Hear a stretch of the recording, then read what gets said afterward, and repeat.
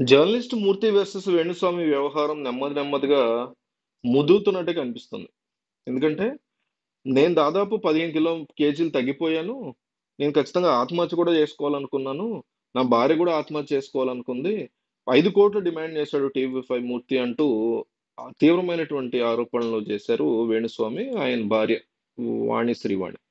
అయితే నాకు కూడా కొద్ది రోజుల క్రితం ఈ డౌట్ వచ్చింది. ఏంటంటే వేణుస్వామి అనేటువంటి వ్యక్తి ఖచ్చితంగా తేడా క్యాండిడేట్. అది స్పెషల్‌గా మనం దాని పెద్ద రీసెర్చ్‌లు చేయక్కర్ల. మనిషిని చూస్తే చెప్పేయొచ్చు.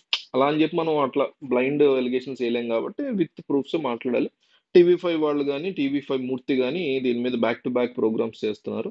నేను అనుకుందేంటంటే ఇప్పుడు మన ఛానెల్ అయినా కొన్ని ఇష్యూస్ క్లిక్ అవుతున్నాయి అనుకోండి. వాటి మీద ఎక్కువ వీడియోలు చేస్తాం. ఎందుకు వ్యూస్ వస్తాయి, రీచ్ వస్తది.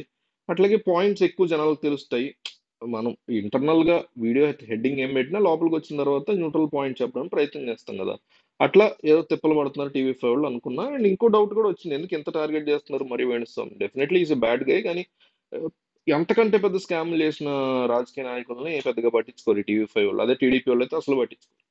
అదే ఇప్పుడు సాక్షివాడైతే జగన్ చేస్తే పట్టించుకోడు. ఆ టైప్ బ్యాచ్ కదా ఈళ్ళంతా.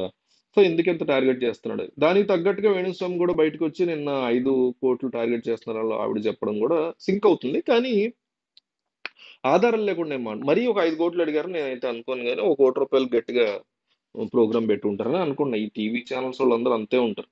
మనకి మీడియాలో ఉన్నాం కాబట్టి ఐడియా ఉంది. భారీగానే ఈ కైండ్ ఆఫ్ బ్లాక్‌మెయిల్స్ అంటే ఇండైరెక్ట్ బ్లాక్‌మెయిల్స్. ఒక ఒక ప్రముఖ ఛానల్ తెలుగు హిస్టరీలో, తెలుగు మీడియా హిస్టరీలో ఒక ప్రముఖ ఛానల్ ఉంది. అసలు ఆడు ఎదిగిందే అట్లా.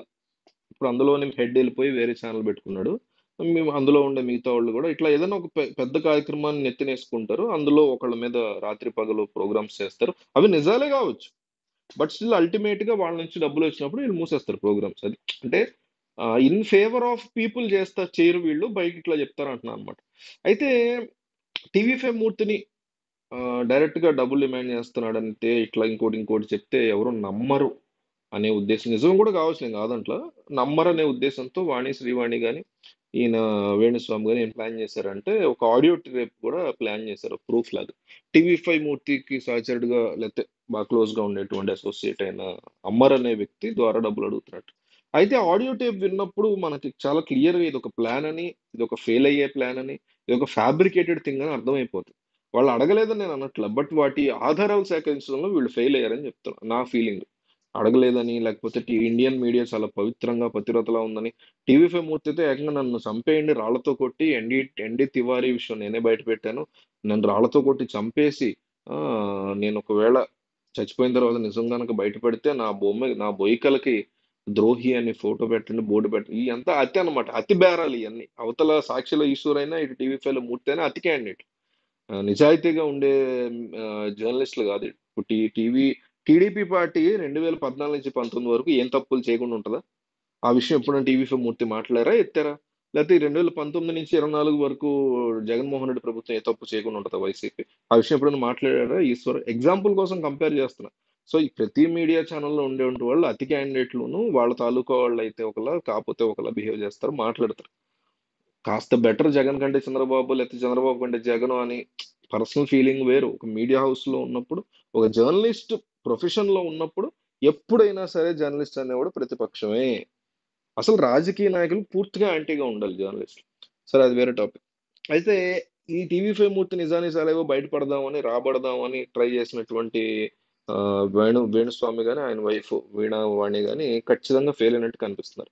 ఆ ఒక ఆడియో పదే పదే 5,00,00,000 పాయింట్ ఎత్తడం, ఎవరైతే వీళ్ళ మీద కంప్లైంట్ ఇచ్చారో, నా నాగ చైతన్య శోభిత గురించి వేణుస్వామి జాతకం చెప్పాడని కోపంతోనో, లేకపోతే సరైన పద్ధతి కాదని విమెన్స్ కమిషన్ దగ్గరికి వెళ్ళి ఏదైతే కంప్లైంట్ ఇచ్చారో, ఆ ఇచ్చిన పీపుల్ ఉంటారు కదా జర్నలిస్టులు, వాళ్ళ పేరే పదే పదే ప్రస్తావిస్తూ ఆడియోలో, అంటే మా చుట్టూ ఏదో జరుగుతోంది, మేము ఆత్మహత్య కూడా చేసుకునే ప్రయత్నాల్లో ఉన్నాము అనేటువంటి ఒక బెదిరింపు, బ్లాక్మెయిల్ చేసి రివర్స్ లో టీవీ5 మూర్తి నోరు మూయించాలనో, లేకపోతే టీవీ5 వాళ్ళు నోరు మూయించాలనో ప్రయత్నాలు చేశారు. అది డెఫినెట్లీ అట్టర్ ఫ్లాప్ అయింది. ప్రజలు దాన్ని ఏమాత్రం కూడా అంగీకరించే పరిస్థితి లేదు. సరే, వేణుస్వామి అంటే బురద కూడా అనుకున్నా, మ్యానిపులేటర్ అనుకున్నా, ఆయన వైఫ్ ఎందుకు అట్లా బిహేవ్ చేస్తున్నారు, ఆమె ఎందుకు స్పౌజ్ ని కంట్రోల్ చేయట్లేదు, చాలా సింపుల్ గా మా ఆయన ఈ మధ్య కాలంలో కాస్త అతిగా స్పందిస్తున్నారు. నేను కూడా మాట్లాడుతున్నాను. ఆయన కొంచెం బెటర్ అవుతారని కాస్త గ్యాప్ తీసుకొని ఒక 6 నెలలు సైలెంట్‌గా ఉంటే అందరూ మర్చిపోతారు ఈ దేశంలో. అన్నిటికంటే బాగా జనం చేయగలిగేది ఈ భారతదేశ ప్రజలు మర్చిపోవడం. అద్భుతంగా చేస్తారు. ప్రియాంక రెడ్డిని మనం మర్చిపోయాం. నిర్భయాన్ని మర్చిపోయాం. ఈరోజు కలకత్తా కేసుని మర్చిపోతాం. మర్చిపోకుండా ఉండాలంటే ఏం చేయాలి?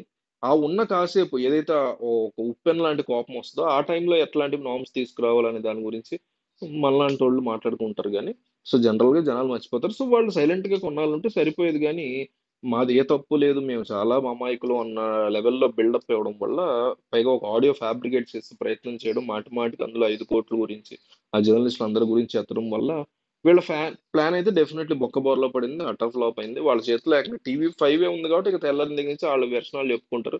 వీళ్ళు చెప్పుకోవడానికి ఓన్లీ ఇన్‌స్టాగ్రామ్ ఉంది. అందులో గూడా వీళ్ళు సరైన ప్లానింగ్ లేకుండా వచ్చారు. నిజాయితీగా వాళ్ళు ఎంతో కొంత అడిగి ఉంటారని నేను నమ్ముతున్నా. అడిగిన దాన్ని ఏ మార్గంలో అడిగారు, ఎట్లా అడిగారు, అప్పుడే ఫస్టే వాళ్ళు రికార్డ్ చేసేసుకున్నంటే గనక డెఫినెట్‌లీ దొరకబుచ్చుకునేవారు. మరీ 5,00,00,000 డిమాండ్ చేస్తారని ఆబ్వియస్‌లీ నేనైతే పర్సనల్ లెవెల్‌లో అనుకోవట్లేదు. బట్ వేణుస్వామి చాలా మందిని ఇట్లా డబ్బులు తీసుకొని వాళ్ళకేవో పూజలు, కాలసర్ప దోషం అన్నీ చెప్పి మోసం చేశారు, ముంచేశారని చాలా మంది టీవీ5కి వస్తున్నారు. అదొక సెపరేట్ డిస్కషన్.